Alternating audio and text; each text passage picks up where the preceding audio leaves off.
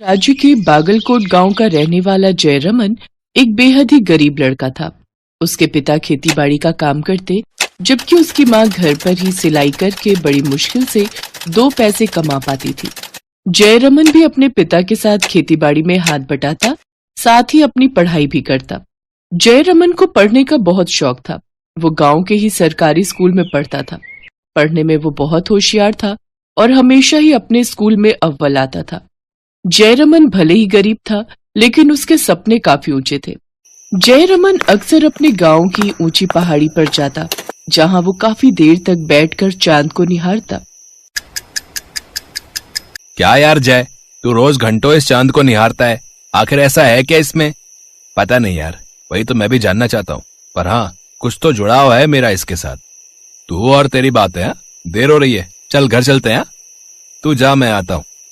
धीरे धीरे समय बीता और जयरमन ने साइंस साइड से फर्स्ट डिवीजन लेकर 12वीं पूरी की और आगे की पढ़ाई के लिए वो शहर चला गया। इस शहर में रहने के लिए और फीस भरने के लिए मुझे कुछ तो काम करना होगा। अपनी फीस भरने के लिए जयरमन डिलीवरी बॉय की नौकरी करने लगा। वो जब भी इसरो के सामने से गुजरता तो कुछ देर के लिए वहां जरूर रुकता। उसका सपना था कि वो इसरो में काम करे। जयरमन की पढ़ाई और लगन देख उसके सभी प्रोफेसर उससे बहुत खुश हुए और उन्होंने उसे स्कॉलरशिप देने का फैसला किया। तुम जैसा होनहार स्टूडेंट पाकर हमारा कॉलेज धन्य हो गया, इसलिए आगे की पढ़ाई के लिए कॉलेज ने तुम्हें स्कॉलरशिप देने का फैसला किया है। बहुत बहुत शुक्रिया मैडम। जयरमन को शुरू से ही विज्ञान में बहुत दिलचस्पी थी, इसलिए उसने आगे की पढ़ाई के लिए DSC कॉलेज में एडमिशन लिया और खूब मेहनत करने लगा। और आखिरकार वो दिन आ गया जब इसरो से उसे ऑफर आया। मुबारक हो मिस्टर जयरमन, आपका चयन इसरो की वैज्ञानिक टीम में हो गया है। क्या ये सच है? जी मिस्टर जयरमन, और आपको कल से ही हमें ज्वाइन करना है। और वो इसरो में वैज्ञानिकों की एक बड़ी टीम में शामिल हो गया। जब वो टीम में शामिल हुआ उस वक्त चंद्रयान 2 को लॉन्च किया गया, लेकिन ये सफर अधूरा ही रह गया। इसके बाद टीम के हेड की रिटायरमेंट हो गई।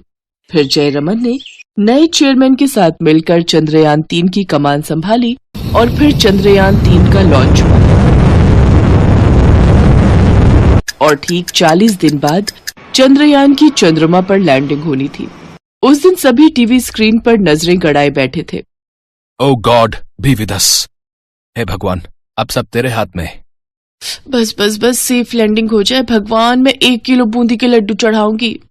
जयरमन की ही तरह पूरे भारतवासियों का दिल जोरों से धड़क रहा था। जयरमन के गांव के सभी लोग टीवी पर ये नजारा देख रहे थे।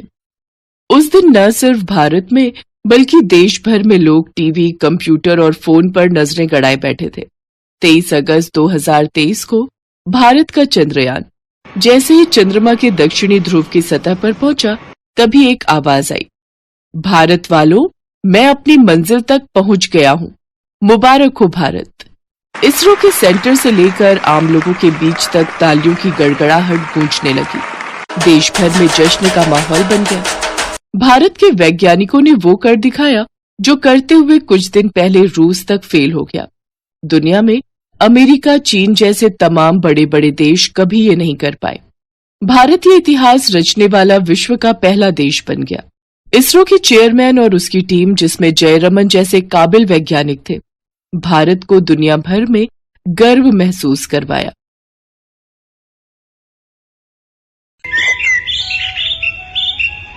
टिल्लू एक गरीब कबाड़ी था जो दिन भर कूड़ा बीनता था और फिर उसे बेचकर अपना और अपनी पत्नी गिन्नी का पेट पाल रहा था। टिल्लू और गिन्नी की शादी को 4 साल पूरे होने को थे और अब वो 2 से 3 होने जा रहे थे।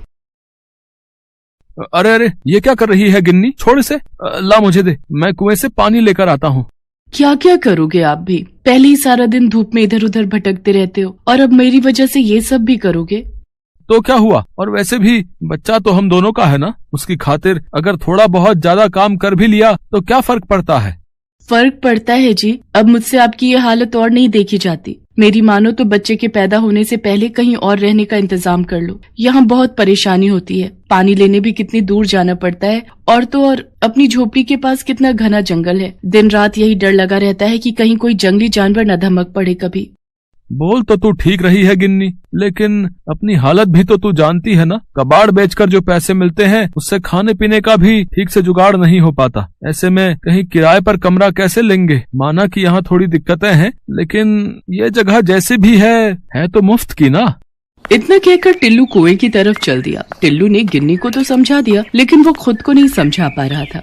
ठीक ही तो कह रही है गिन्नी, ये जगह वाकई में रहने लायक बिल्कुल भी नहीं है। ये कुआं, इसमें भी बस नाम भर को ही पानी बचा है। हे भगवान, क्या क्या सपने देखे थे मैंने कि एक दिन चांद पर जाकर अपना घर बसाऊंगा, लेकिन यहाँ तो पृथ्वी पर ही ढंग का बसेरा नहीं मिल रहा। और अब तो मेरा बच्चा भी इस दुनिया में आने वाला है, क्या उसका नसीब भी मेरी तरह ही होगा। ये सब सोचकर टिल्लू की आंखों में आंसू आ गए और वो कुएं के पास ही अपना सिर पकड़कर बैठ गया। असल में टिल्लू की झोपड़ी जिस जगह पर थी वो शहर से काफी अलग था, जहाँ सुख सुविधा के नाम पर कुछ भी नहीं था। कुल मिलाकर टिल्लू और गिन्नी बड़ी मुश्किलों में जी रहे थे, लेकिन अब सवाल उनके आने वाले बच्चे का था, तो टिल्लू को कुछ तो करना ही था। नहीं, ऐसे तो काम नहीं चलेगा, लेकिन मैं करूं भी तो क्या। हे भगवान, मुझे कोई रास्ता दिखाइए। टिल्लू हाथ जोड़कर भगवान से प्रार्थना कर ही रहा था कि तभी उसे किसी के दर्द से कराहने की आवाज सुनाई दी। टिल्लू उस आवाज की तरफ बढ़ा तो सामने एक बड़ा सा कूड़े का ढेर था, जिसे कुछ देर पहले ही शहर से आई हुई एक गाड़ी वहां डाल कर गई थी। आवाज तो इधर से ही आ रही थी, लेकिन यहाँ तो बस ढेर सारा कूड़ा। लगता है मेरा वहम होगा, मुझे चलना चाहिए। नहीं, रुक जाओ, मेरी मदद करो, मैं यहाँ हूँ। अब यहाँ पर इस कांच की बोतल में बंद हूँ मैं। इधर देखो, मेरी तरफ देखो। टिल्लू ने पलट कर देखा तो वाकई उसके सामने कूड़े के बीच एक कांच की बोतल पड़ी थी। टिल्लू ने उस बोतल को उठाकर देखा तो उसे अपनी आंखों पर यकीन नहीं हुआ। ये सब क्या है? मैं कोई सपना तो नहीं देख रहा? तुम तो एक परी जैसी लग रही हो। हाँ, मैं एक परी ही हूँ और तुम कोई सपना नहीं देख रहे। ये सब सच है। मुझे एक दुष्ट जादूगर ने इस कांच की बोतल में कैद कर दिया है। इस बोतल के अंदर मेरी शक्तियाँ काम नहीं करती। तुम भले इंसान लगते हो, मेरी मदद कर दो, मुझे इस बोतल की कैद से आजाद कर दो। लेकिन मैं तुम्हें इस बोतल से बाहर कैसे निकालूं? क्या मैं इसे तोड़ दूं? नहीं नहीं, ऐसा मत करना। अगर इस बोतल को तोड़ दिया तो मैं जिंदा नहीं बचूंगी। मुझे इस बोतल से आजाद करने के लिए तुम्हें पहले उस जादूगर के जादू को तोड़ना होगा। लेकिन मैं ये कैसे करूँगा? बहुत आसान है। बस तुम्हें इस बोतल को अपने हाथों में लेकर जोर से रगड़ना होगा और फिर इसका ढक्कन खोल देना। ऐसा करते ही मैं खुद ब खुद इस बोतल से बाहर आ जाऊंगी। क्या बस इतना ही? तो लो, ये तो मैं अभी कर देता हूँ। टिल्लू ने ठीक वैसा ही किया जैसा उस परी ने कहा। उसने पहले कांच की बोतल को अपने हाथों से रगड़ा और फिर उसका ढक्कन खोल दिया और इसके साथ ही वो परी उस बोतल से बाहर आ गई। तुम्हारा बहुत बहुत शुक्रिया। तुम नहीं जानते तुमने मुझ पर कितना बड़ा एहसान किया है। नहीं, ये तो बहुत आसान था। ये काम तो कोई भी कर सकता था। नहीं, हर कोई नहीं कर सकता था। उस दुष्ट जादूगर का जादू बस वही इंसान तोड़ सकता था जिसका दिल साफ हो, जिसने कभी किसी का बुरा न किया हो और जो अपने परिवार से बहुत प्यार करता हो। तुमने मुझे उस बोतल से आजाद करके ये साबित कर दिया कि तुम एक बहुत अच्छे इंसान हो और इसके लिए तुम्हें इनाम तो मिलना ही चाहिए। मांगो, तुम जो मांगोगे मैं तुम्हें दूंगी। कुछ भी मतलब मेरा मतलब है कि तुम मेरी कोई भी इच्छा पूरी कर सकती हो। हाँ, एक बार बोलकर तो देखो। तो फिर ठीक है। मैं चाहता हूँ कि मैं अपनी पत्नी और बच्चे के साथ एक आलीशान घर में रहूं, जहाँ हमें किसी भी चीज की कमी ना हो। हर काम मेरे सोचते ही हो जाए, जो भी चाहूँ वो झट से मेरे सामने आ जाए। और हाँ, एक बात और, मेरा ये आलीशान घर यहाँ पृथ्वी पर नहीं बल्कि वहाँ दूर उस चांद पर होना चाहिए। टिल्लू बिना सांस लिए बस बोलता गया और परी उसे सुनती रही। क्या कहा? चांद पर? क्या तुम सच में चांद पर रहना चाहते हो? एक बार फिर सोच लो। इसमें सोचना क्या है? पर तुमने मेरी बात पूरी तो सुनी ना। मैं चाहता हूँ कि चांद पर जाकर मुझे कोई काम ना करना पड़े, ना पैसे कमाने का झंझट हो और ना ही मेरी पत्नी गिन्नी को घर का कोई काम करना पड़े, और मेरा बच्चा वो भी वहाँ चांद पर पूरे ठाठ से रहे। ठीक है, अगर तुम यही चाहते हो तो यही सही। इतना कहकर परी ने अपनी जादुई छड़ी हवा में घुमाई और इसके साथ ही टिल्लू और उसकी पत्नी सीधे चांद पर पहुँच गए।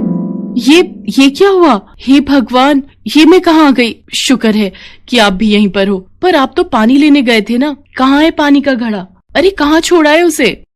अरे छोड़ उस मिट्टी के घड़े को गिन्नी, जरा अपने आसपास देख। तुझे ये जगह कुछ अलग नहीं लग रही? हाँ, लग तो रही है, अरे इतनी जल्दी रात कैसे हो गई? और ये जमीन ये इतनी क्यों चमक रही है? सुनो जी, मुझे तो बड़ा डर लग रहा है। आपको पता है, मैं तो भगवान का ध्यान कर रही थी। जब आंख खुली तो यहाँ पर आपके साथ खड़ी थी। आप बताओ ना, ये कौन सी जगह है? हम यहाँ पर आए कैसे? और ये सामने जो इतना बड़ा महल है, ये किसका है? टिल्लू गिन्नी को पूरी बात बताता है और फिर दोनों उस आलीशान महल के अंदर जाते हैं जो उनके ठीक सामने था। पूरे महल में उनके सिवाय और कोई भी वहाँ पर नहीं था, लेकिन टिल्लू और गिन्नी की जरूरत की हर चीज वहाँ पर थी। गिन्नी, अब सारी जिंदगी मौज में काटेंगे। अपना बच्चा भी एक राजकुमार की तरह पैदा होगा और यहीं पर बड़ा होगा। अब हमें ना तो कोई काम करने की जरूरत है और ना ही कोई चिंता करने की। हाँ, लेकिन यहाँ तो बस हम ही हैं और कोई भी नहीं। हम ऐसे कैसे जिएंगे जी?